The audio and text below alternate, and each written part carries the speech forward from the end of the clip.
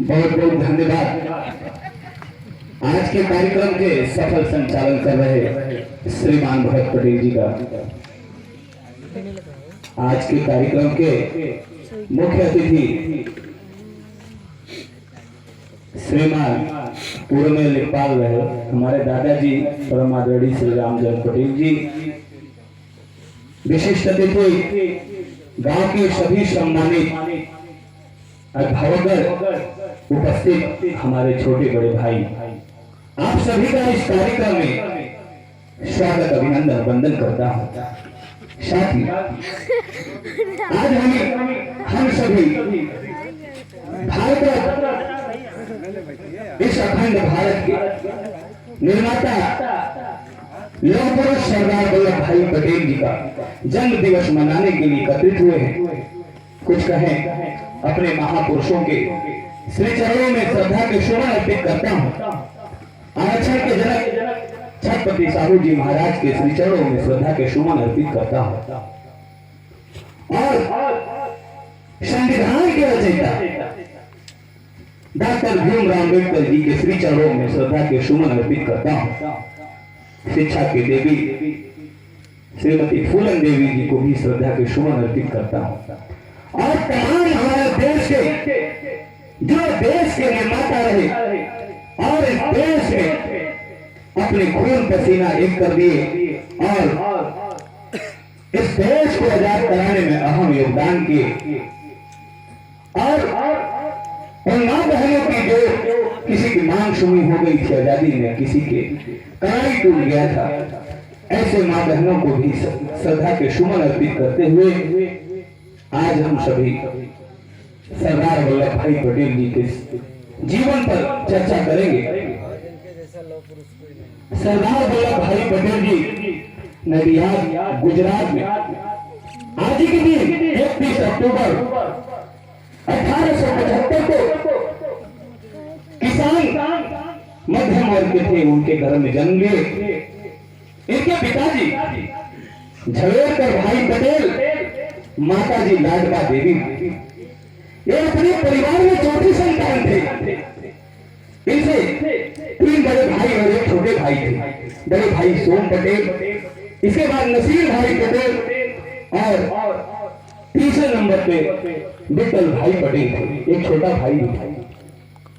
आप 1897 ईस्वी में लंदन बैरिस्टर की पढ़ाई पढ़ने के लिए, वकालत की पढ़ाई पढ़ने के लिए लंदन जाते हैं और वहां से पढ़ाई कंप्लीट करने के बाद अहमदाबाद में वकालत का प्रैक्टिस करते हैं।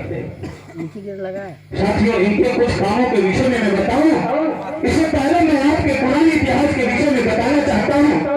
देश किस प्रकार आजाद हुआ। इनके जन्म से पहले 1857 की क्रांति हुई, देश की आजादी की लड़ाई लड़ी गई, लेकिन कई महापुरुष बलिदान हुए देश के लिए, लेकिन आजाद देश नहीं हो पाया था। ऐसे 2 अक्टूबर 1869 और 31 अक्टूबर 1875 को 2 महापुरुषों का जन्म गुजरात में होता है, जिनका गांधी जी और सरदार वल्लभ भाई पटेल। सरदार वल्लभ भाई पटेल जी गांधी जी को गुरु मानते थे। जब गांधी जी दक्षिण अफ्रीका से 1915 ईस्वी में वकालत की शिक्षा ग्रहण करके आए थे, तो अपने गुरु गोपाल कृष्ण गोखले से प्रभावित होकर पूरे देश का भ्रमण किए थे साथी। क्योंकि विश्व का प्रथम विश्व युद्ध 1914 से 18 के बीच में चल रहा था और जो ब्रिटिश सरकार थी विश्व युद्ध में प्रतिभाग की थी, लड़ाई लड़ रही थी और हमारे देश में नवयुवकों को जबरदस्ती सैनिकों में भर्ती कराया जाता था और पैसा, क्योंकि धन नहीं रहेगा तो युद्ध कैसे होगा। युद्ध करने के लिए औजार चाहिए, बारूद चाहिए, यह धन पूरा देश को गुलाम बना करके भारत देश से ले जाते थे। किसानों को कर बढ़ा दिए थे, 30% कर दिए थे। गांधी जी बिहार के चंपारण जिला में 1916 ईस्वी में जाते हैं, वहां आंदोलन किसानों के लिए करते हैं। नील की खेती जबरदस्ती कराया जाता था। नील की खेती में कराने के बाद आप देखेंगे एक बार खेती होगा तो उसका जमीन की जो उर्वरता होती है खराब हो जाती है, दूसरी फसल अच्छा नहीं हो पाती है। इसलिए गांधी जी ने किसानों की सहायता के लिए किसानों की आवाज बनकर बिहार के चंपारण जिला में आंदोलन करते हैं। इस आंदोलन में बढ़ चढ़ कर भाग लेते हैं गांधी जी।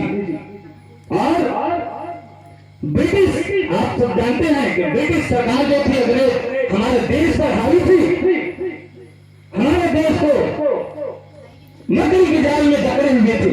फिर भी गांधी जी ने ऐसे मजबूत ब्रिटिश सरकार के खिलाफ आवाज उठाते हैं, सत्याग्रह आंदोलन करते हैं, बिना हिंसा का, बिना तलवार उठाए, बिना जान लिए अहिंसा के रास्ते पर चल करके आंदोलन करते हैं। अंततः ब्रिटिश मजबूत सरकार को झुकना पड़ता है और चंपारण आंदोलन सक्सेस होता है। इस वजह से गुजरात में सरदार वल्लभ भाई पटेल जी वकालत करते हुए देखते हैं कि सर गांधी जी हमारे विचारों पर ही काम कर रहे हैं, जो हमारा विचार है उसी पर काम गांधी जी भी कर रहे हैं, तो हमें अपने गांधी जी को गुरु मान लेना चाहिए, उनके साथ काम करना चाहिए देश के लिए।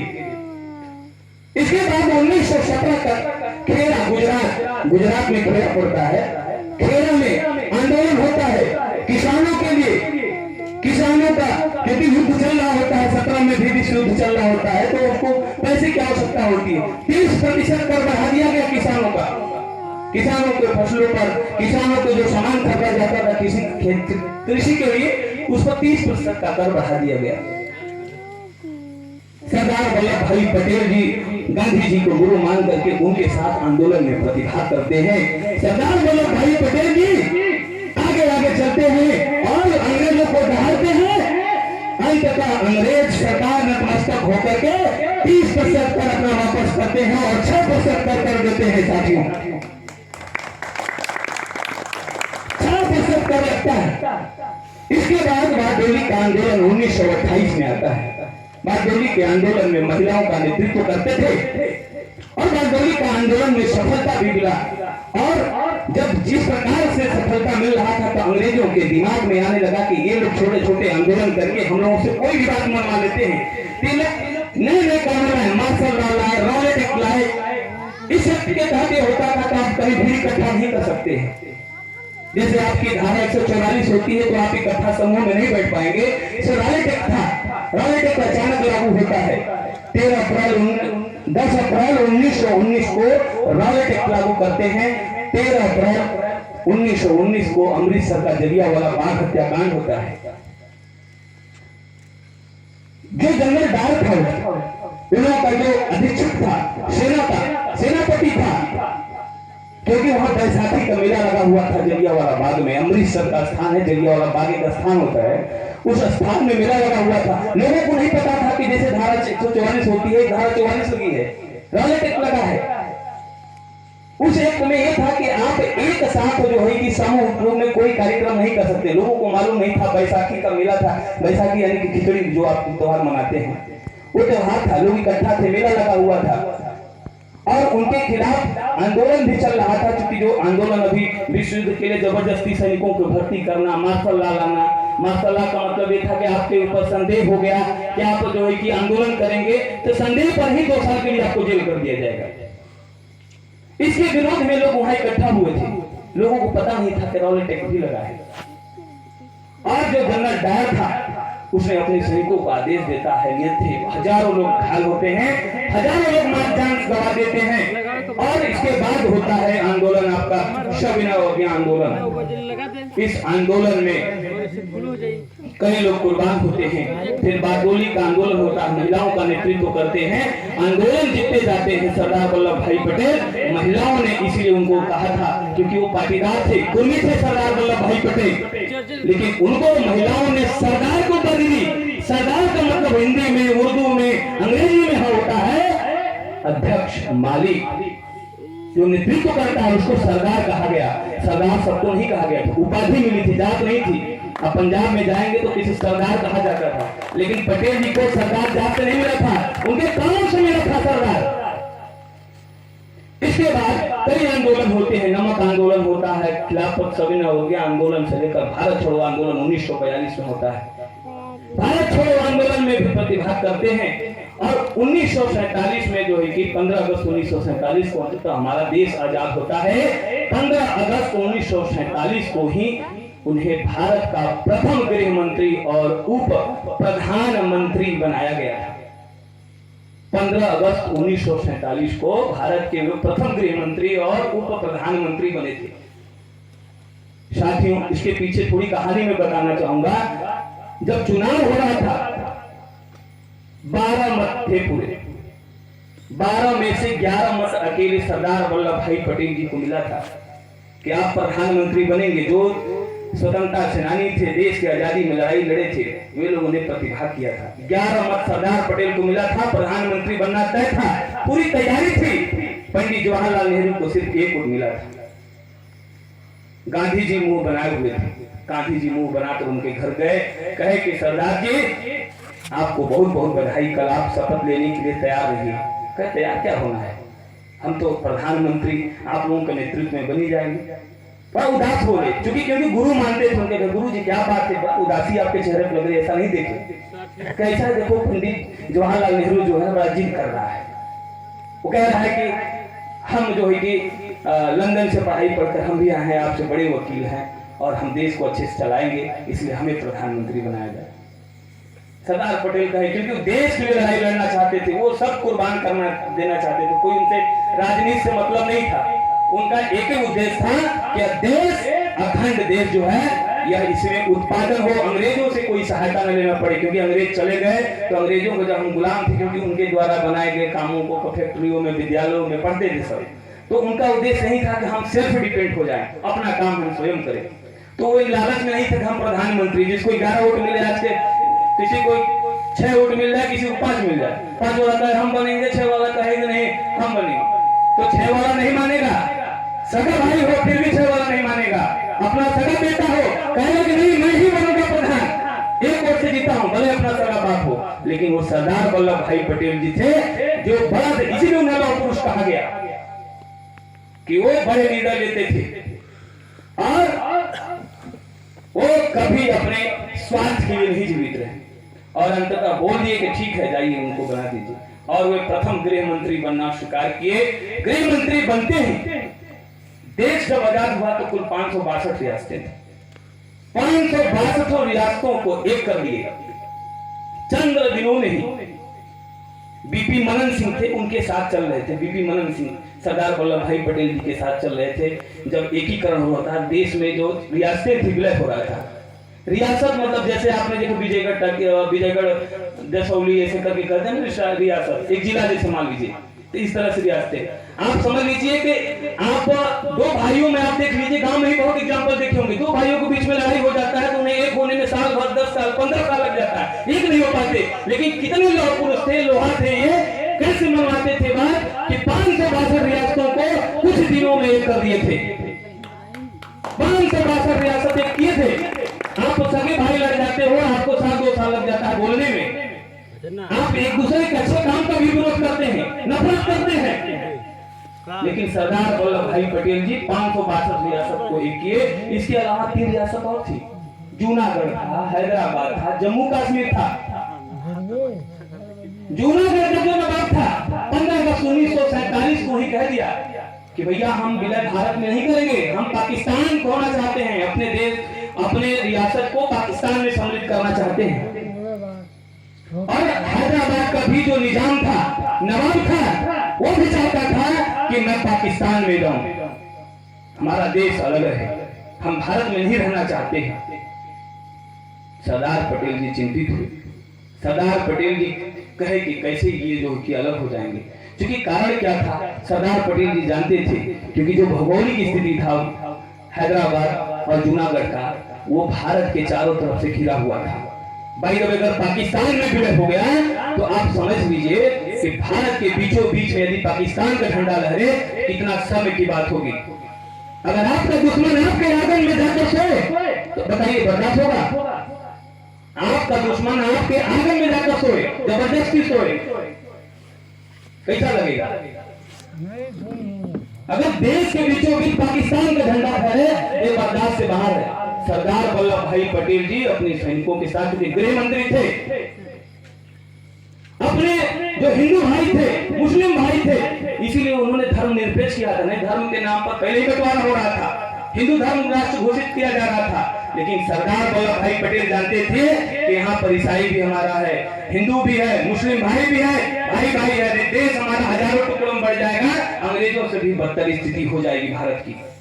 इसलिए रियासतों को एक करने से पहले उन्होंने भारत को धर्मनिरपेक्ष देश घोषित किया। आप देखे होंगे कि भारत के अन्य राज्यों से कभी लड़ाई बहुत जल्दी नहीं होता है। कारण क्या है? उन्होंने पहले ही जान चुके थे, वो पहले ही जान चुके थे कि यदि मान लीजिए केंद्र और राज्य के सरकारों में लड़ाई होती है तो समानता कैसे होगा। एक ही कारण के पहले से कानून नियम वो बना कर रखे थे, एक प्रारूप बना लिए थे। इसलिए सरदार वल्लभ भाई पटेल जी को लौह पुरुष हम मानते हैं।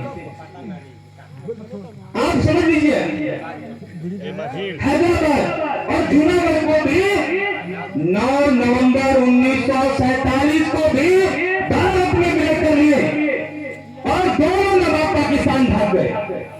सरदार पटेल गए और भाग गए, सब दोनों छोड़ करके। अंततः 1948 में वहां की लोगों का जो है कि राय समझ करके हस्ताक्षर करा करके सहमति लेकर के भारत में जूनागढ़ और हैदराबाद को भी विलय करा दिया। अब एक रियासत बची थी। आप सोचिएगा एक रियासत में कितना खेला हुआ था। जम्मू कश्मीर जो रियासत थी, आपका 5 अगस्त 2019 को नरेंद्र मोदी और अमित शाह के नेतृत्व में भारत का जो अभिन्न माना जाता था जम्मू कश्मीर को भारत में विलय किया गया। इससे पहले कहानी समझिए आप। पंडित जवाहरलाल नेहरू जी विदेश थे, आए तो देखे कि सरदार वल्लभ भाई पटेल पूरा काम करते जा रहे हैं, पूरे देश की जनता जो है कि इनको चाह रही है, नेता मान रही है, और हम प्रधानमंत्री होकर के काम नहीं करें तो हमारे लिए बड़ी अपमान का विषय है। तो गांधी जी से कहे, क्योंकि वो उनकी औकात नहीं था प्रधानमंत्री होते हुए भी कि वो सरदार वल्लभ भाई पटेल से हाथ मिलाकर बात कर सके। वो गांधी जी से चापलूसी करते थे, गांधी जी हमको जम्मू कश्मीर का मामला दिवा दीजिए, हम मलबा देख लेंगे, उसको भी भारत में विलय हम करा देंगे ताकि हमारा भी एक हो जाए कि हम भी एक रियासत को जोड़े। सरदार जी को कुल 562 तो कर दिए, 2 ठोरो कर दिए, 64 हो गया, एक 65 था, एक बचा है, दे दीजिए जम्मू कश्मीर का, हम कर देते हैं, मसले को हल कर देते हैं। लेकिन सरदार वल्लभ भाई पटेल को नहीं दिए। सरदार वल्लभ भाई पटेल को गांधी जी कहे कि ऐसा देखो पंडित जवाहरलाल नेहरू जी को दे देते हैं, बड़ा मसला है।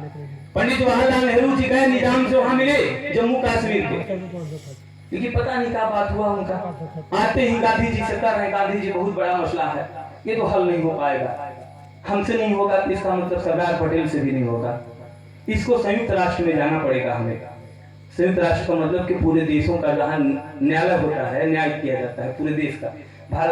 जब देश का मामला होगा, जैसे भारत पाकिस्तान का मामला होगा तो भारत में निर्णय थोड़ी होगा, वो अंतरराष्ट्रीय लेवल का मामला हो गया ना।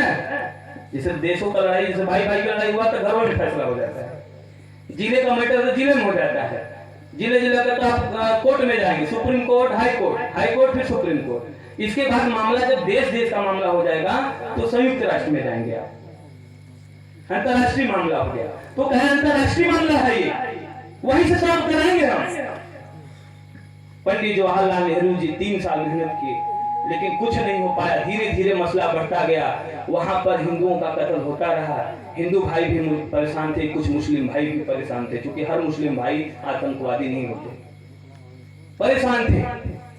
अंततः सरदार वल्लभ भाई पटेल जी 15 अगस्त 1950 को हम सबको छोड़कर चले गए और मसला आज तक पड़ा रह गया, 19 तक पड़ा रह गया। उनके मरने के 70 वर्ष बाद जम्मू कश्मीर को भारत में विलय कराया गया। नरेंद्र मोदी और अमित शाह के नेतृत्व में जम्मू कश्मीर को 5 अगस्त 2019 को भारत में विलय किया गया। जरा सोचिए आप, अगर सरदार पटेल ना होते क्या होता? ये रियासतें जो अलग अलग हो जाती, आजाद तो देश हो जाता, महापुरुष थे। ज्यादा योगदान आजादी के बाद रहा सरदार वल्लभ भाई पटेल का, जो 562-64 रियासतों को एक किए। अगर ये रियासतें अलग अलग होती तो आपको रावतगंज जाने के लिए वीजा बनाना पड़ता, और आप ये कहते हैं रावतगंज देश में घूम कर आ रहा हूं, क्योंकि रियासत अलग हो जाती, वो राजा वहां अलग होता, आपका नहीं चलता, आपका नहीं चलता, जातवाद होता, धर्मवाद होता। आप हो सकते हैं धर्म के छोटे जात से आते हैं, आपका वीजा न बनता, बीमार होते रावतगंज नहीं जा पाते, आपको वीजा बनवाना पड़ता।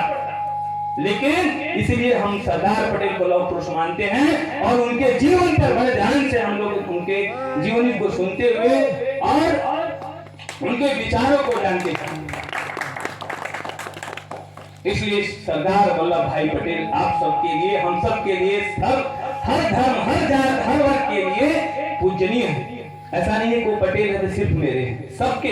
जैसे डॉक्टर भीमराव अम्बेडकर जी ने संविधान लिखा, तो आरक्षण का फायदा आपको भी मिल रहा है, आपको भी मिल रहा है, आपको भी मिल रहा है, हमें भी मिल रहा है, सबको मिल रहा है। इसलिए वो सबके महापुरुष हैं।